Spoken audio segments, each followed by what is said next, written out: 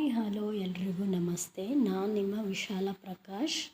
ನಾನಿವತ್ತು ನಿಮಗೆ ತೋರ್ಸೋಕ್ಕೆ ಬಂದಿರೋ ರೆಸಿಪಿ ವಾಂಗಿಬಾತ್. ದೊಡ್ಡವರಿಗೆ ಚಿಕ್ಕವರಿಗೆ ತುಂಬ ಇಷ್ಟ ಆಗುವಂತಹ ವಾಂಗಿಬಾತ್. ಇದು ಲಂಚ್ ಬಾಕ್ಸ್ಗೆ ತುಂಬ ಕ್ವಿಕ್ಕಾಗಿ ರೆಡಿ ಆಗುವಂತಹ ಒಂದು ರೆಸಿಪಿ. ಅದಕ್ಕೆ ಏನೇನು ಬೇಕು ಅಂತ ನೋಡೋಣ. ಶುಂಠಿ ಬೆಳ್ಳುಳ್ಳಿ ಪೇಸ್ಟು, ಕಾಯಿ ತುರಿ, ಕೊತ್ತಂಬರಿ ಸೊಪ್ಪು, 2 ಟೊಮೊಟೊ, 2 ಈರುಳ್ಳಿ ಕಟ್ ಮಾಡಿ ಇಟ್ಕೋಬೇಕು. ವಾಂಗಿಬಾತ್ ಬದನೆಕಾಯಿ ಮಾರ್ಕೆಟಲ್ಲಿ ಸಿಗುತ್ತೆ, ತಂದ್ಕೊಂಡು ಈ ರೀತಿ ನಿಮ್ಗೆ ಯಾವ ಶೇಪಲ್ಲಿ ಬೇಕೋ ಆ ಶೇಪಲ್ಲಿ ನೀವು ಕಟ್ ಮಾಡ್ಕೋಬೋದು. ನಾನು ಉದ್ದುದ್ದ ಕಟ್ ಮಾಡ್ಕೊಂಡಿದ್ದೀನಿ. ಎಣ್ಣೆ,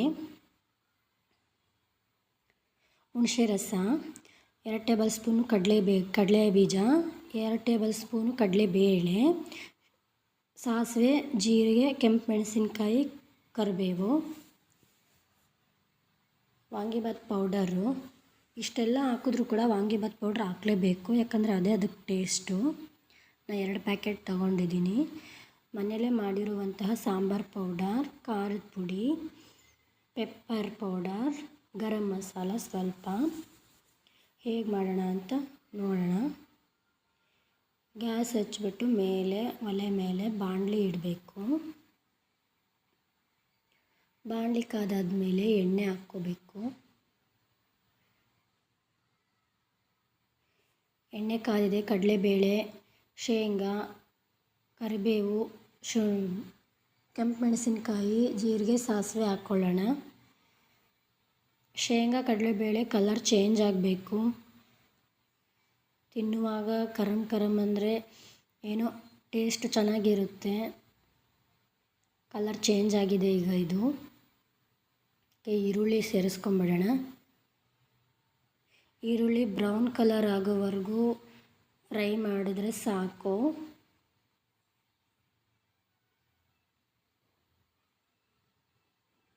ಅಡುಗೆ ಮಾಡೋಕ್ಕೆ ಬರಲ್ಲ ಅಂದವರು ಕೂಡ ಈ ವಾಂಗಿಬಾತ್ನ ಮಾಡ್ಬೋದು. ತುಂಬ ಸುಲಭ, ಏನು ಟೈಮ್ ಹಿಡಿಯಲ್ಲ, ತುಂಬ ಚೆನ್ನಾಗಿರುತ್ತೆ. ಟೊಮೊಟೊನೂ ಸೇರಿಸ್ಕೊಂಡ್ಬಿಡ್ತೀನಿ ಈಗ.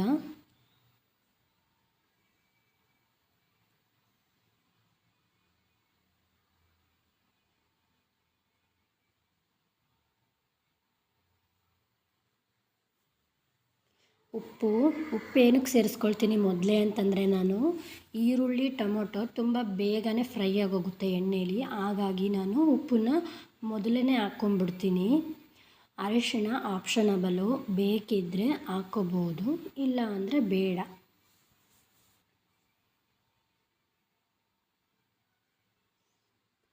ಇದು ರೆಡಿ ಆಗಿದೆ. ಈಗ ಶುಂಠಿ ಬೆಳ್ಳುಳ್ಳಿ ಪೇಸ್ಟ್ ಕೂಡ ಸೇರಿಸ್ಕೊಂಡ್ಬಿಡ್ತಿದ್ದೀನಿ.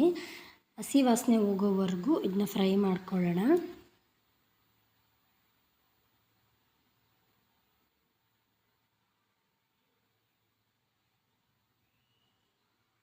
ಈಗ ಬದನೆಕಾಯಿನೂ ಕೂಡ ಸೇರಿಸ್ಕೊಂಬಿಡೋದು. ಇದು ಯಾವುದೇ ರೀತಿ ರಿಸ್ಕ್ ಇಲ್ಲ. ಬೇಯಿಸ್ಕೊಂಡು ನಾವು ಎಣ್ಣೆಲಿ ಹಾಕ್ಕೋಬೇಕು.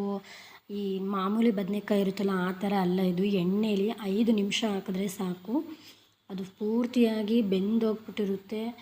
ಬೇಡ ಅಂತ ಬಿಸಾಕೋದೇ ಇಲ್ಲ. ಮಕ್ಕಳು ತುಂಬಾ ಚೆನ್ನಾಗಿರುತ್ತೆ, ತಿಂತಾರೆ.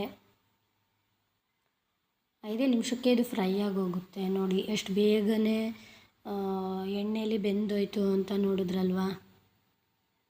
ತುಂಬ ಈಸಿ ಕೂಡ ಇದು.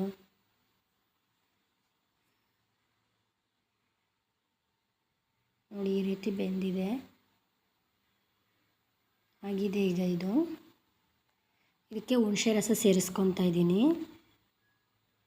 ಖಾರ ಪುಡಿ, ಸಾಂಬಾರು ಪೌಡರು, ಪೆಪ್ಪರು, ಗರಂ ಮಸಾಲ ಸ್ವಲ್ಪ ತೊಗೊಂಡಿದ್ವಲ್ಲ ಅದನ್ನು ಕೂಡ ನಾನು ಸೇರಿಸ್ಕೊಂಡೆ. ಈಗ ಇದೆಲ್ಲ ಹಸಿ ವಾಸನೆ ಹೋಗೋವರೆಗೂ ಫ್ರೈ ಆದರೆ ಸಾಕು. ಬೆಲ್ಲ ಹಾಕ್ಕೊಳ್ತಾ ಇದ್ದೀನಿ. ಹುಳಿ ಬೆಲ್ಲ 2 ಇರಬೇಕು. ಆಪ್ಷನಬಲ್ಲು ಬೆಲ್ಲ, ನಿಮಗೆ ಬೇಕಿದ್ದರೆ ಹಾಕ್ಕೋಬೋದು. ನಾನಿಲ್ಲಿ ಇವಾಗ ವಾಂಗಿಬಾತ್ ಪೌಡರು, MTR ವಾಂಗಿಬಾತ್ ಪೌಡರ್ನ ಸೇರಿಸ್ಕೊಳ್ತಾ ಇದ್ದೀನಿ. ಆಗಲೇ ಹೇಳಿದ್ನಲ್ವ 2 ಪ್ಯಾಕೆಟ್ ಸೇರಿಸ್ಕೊತೀನಿ ಅಂತ. ಇದೇನು ತುಂಬ ಹೊತ್ತು ಕುದಿಬೇಕು, ಫ್ರೈ ಆಗಬೇಕು, ಹಸಿ ವಾಸನೆ ಹೋಗಬೇಕು ಅಂತ ಏನಿಲ್ಲ. ವಾಂಗಿಬಾತ್ ಪೌಡರ್ನ ಹುರಿದೇ ಮಾಡಿರ್ತಾರೆ ಅವರು ಫ್ಯಾಕ್ಟರಿಲಿ. ಈಗ ಲಾಸ್ಟಿಗೆ ಕಾಯಿ ತುರಿ, ಕೊತ್ತಂಬರಿ ಸೊಪ್ಪನ್ನು ಕೂಡ ನಾನು ಸೇರಿಸ್ಕೊಂಡಿದ್ದೀನಿ.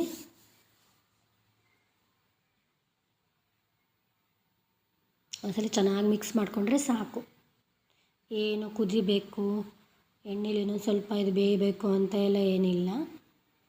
ನೋಡಿ ಗೊಜ್ಜು ರೆಡಿಯಾಗಿದೆ. ಬೇಕಾದರೆ ಗೊಜ್ಜನ್ನು ಮಾಡಿಕೊಂಡು ಒಂದು ಬಾಕ್ಸಲ್ಲಿ ಒಂದು 15 ದಿನದವರೆಗೂ ಇಟ್ಕೊಂಡು ಬೇಕಾದಾಗೆಲ್ಲ ಅನ್ನ ಹಾಕ್ಕೊಂಡು ಕಲಿಸ್ಕೊಂಡು ತಿನ್ಬೋದು. ನೋಡಿ ಈ ರೀತಿ ಅನ್ನ ಉದುರುದ್ರಾಗಿ ಮಾಡ್ಕೋಬೇಕು. ರಾತ್ರಿ ಅನ್ನ ಉಳಿದಿದ್ರೂ ಕೂಡ ಬೆಳಗ್ಗೆ ಮಾಡ್ಕೋಬಹುದು. ನಾನು ಈ ತಕ್ಷಣವೇ ಅನ್ನ ಮಾಡ್ಕೊಂಡಿದ್ದೀನಿ.